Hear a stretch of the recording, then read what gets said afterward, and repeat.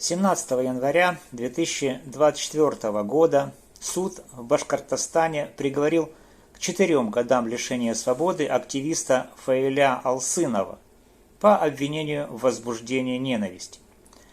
Поддержать общественника пришли тысячи местных жителей. В итоге протестная акция переросла в стычки с полицией. Силовики пустили в ход слезоточивый газ и светошумовые гранаты. Задержали несколько десятков человек и возбудили уголовные дела о массовых беспорядках.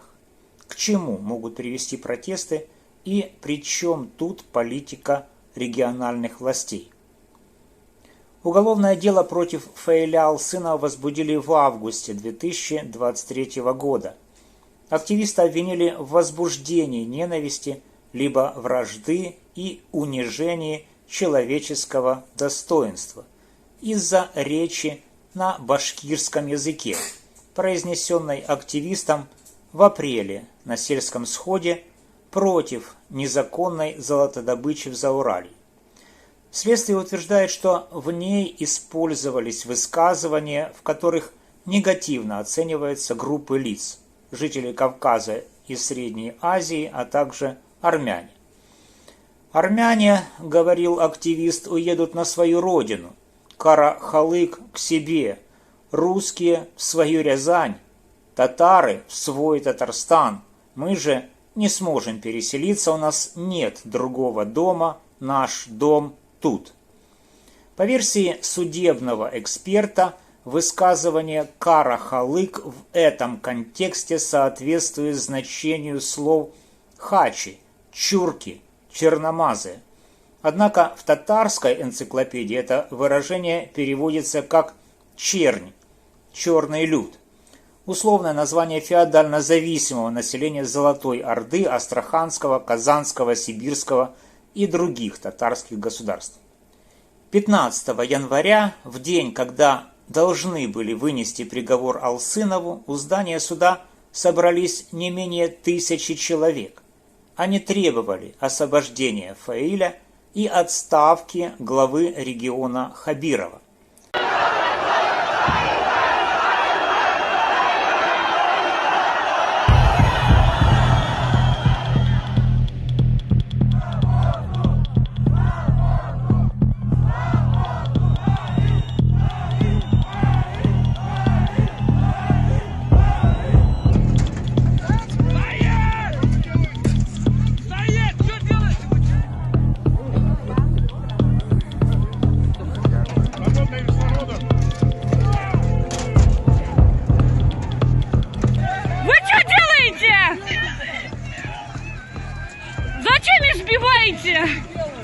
Почему избивают? Ну вот смотрите, что делают, смотрите. Поднимите хоть с земли. Ну вот смотрите, вон дедушка лежит. Применяют уже какие-то светошумовые гранаты, брызгают прямо с канистр каких-то.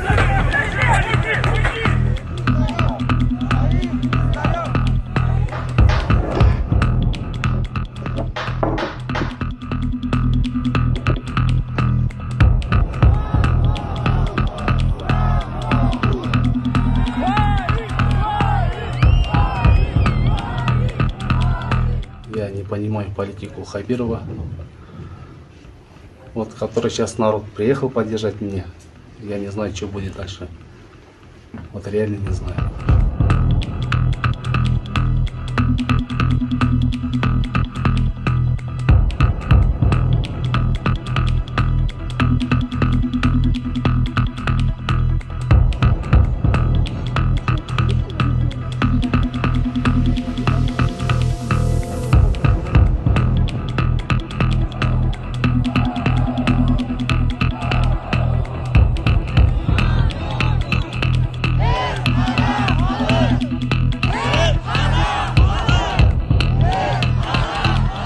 Приговор в этот день так и не вынесли.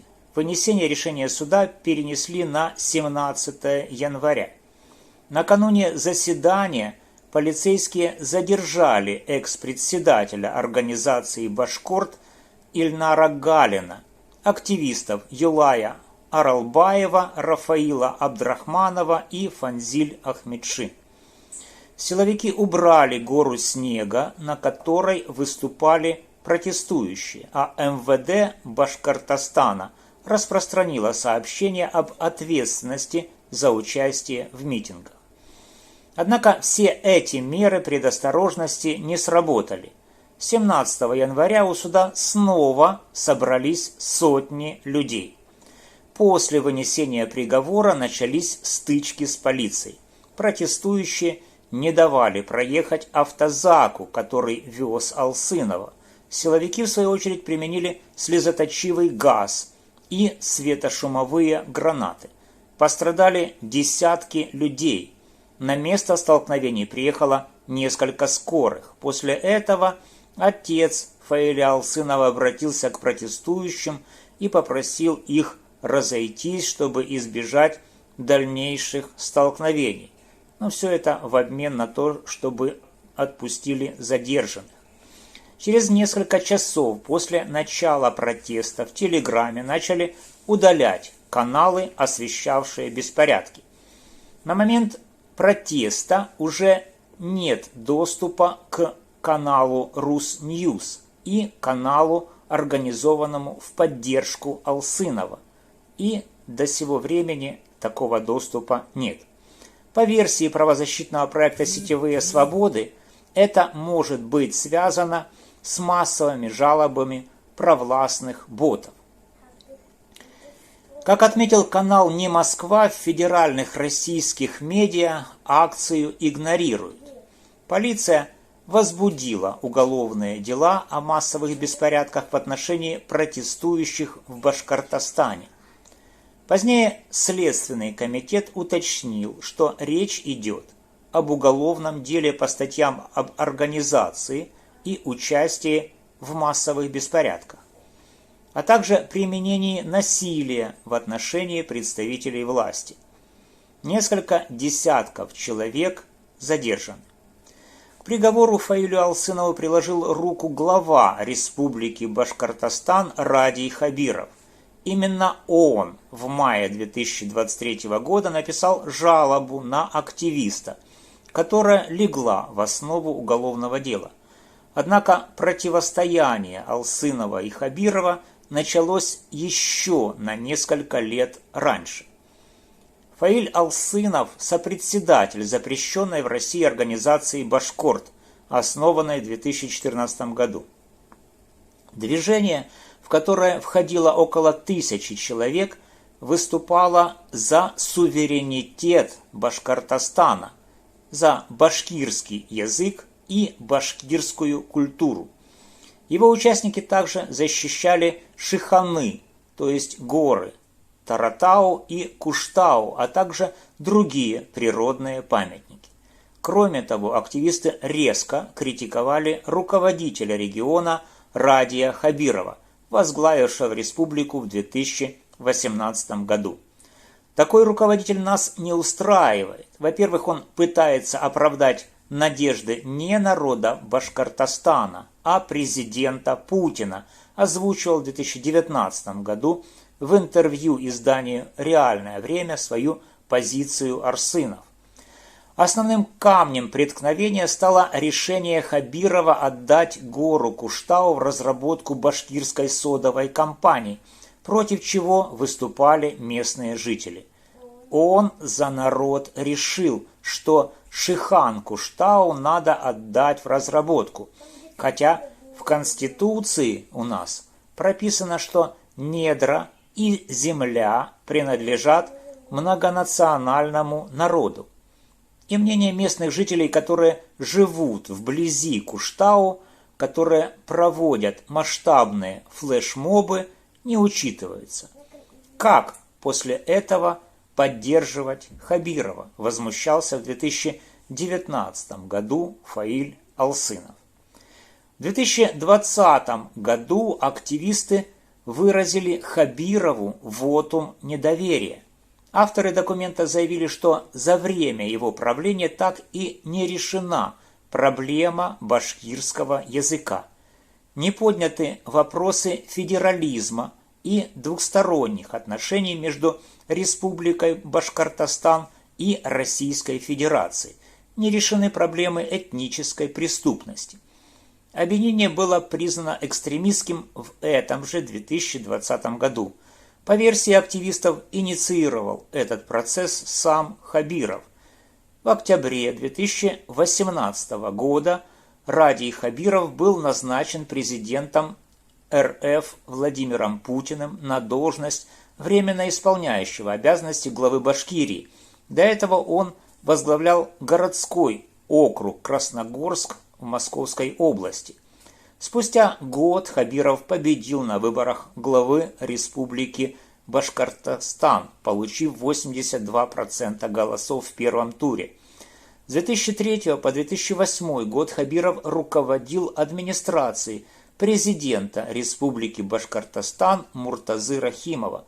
В последний год работы на этой должности он стал фигурантом уголовного дела из-за сокрытия доходов. Однако позже это дело было закрыто за отсутствием события преступления. Подозрение в преступлении не помешало Хабирову продолжить карьеру. Вскоре он возглавил департамент по взаимодействию с Федеральным собранием и политическими партиями управления администрации президента по внутренней политике, а затем стал заместителем начальника управления, на должности которого курировал вопросы взаимодействия администрации президента с парламентом. С начала полномасштабного вторжения России в Украину Хабиров поддерживает войну. Он находится в списке коррупционеров и разжигателей войны.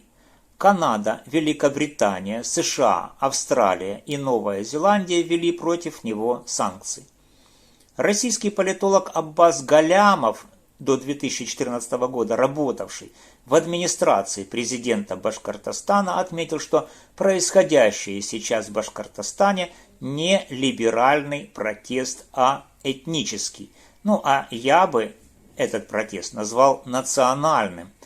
Этот протест, что называется, глубинного народа, того самого, который долгие годы и десятилетия был оплотом, опорой путинского режима, поясняет Галямов. Отдельно политолог указал, что большая часть участников протеста – этнические башкиры. Их недовольство новым правительством зрело долгое время, приближаясь к апогею. Протест с очень сильным этническим оттенком и с потенциалом сепаратизма. На местных форумах и телеграм-каналах уже идет дискуссия о том, развалится ли Российская Федерация. Конечно, Башкортостан завтра не выйдет из состава России, но потенциал такой у протеста есть, отмечает Галямов. По мнению эксперта, причина протеста не столько в самом активисте Алсынове, сколько в главе республики Хабирове, который представляет в регионе интересы федеральных властей. Первый глава Башкирии Муртаза Рахимов был агентом Башкирии в Москве, а этот, Хабиров, агент Москвы в Башкирии. Пока местные жители еще только просят Москву снять его, вмешаться, обращаясь к Путину. Антипутинских лозунгов пока нет, но антироссийские уже звучат.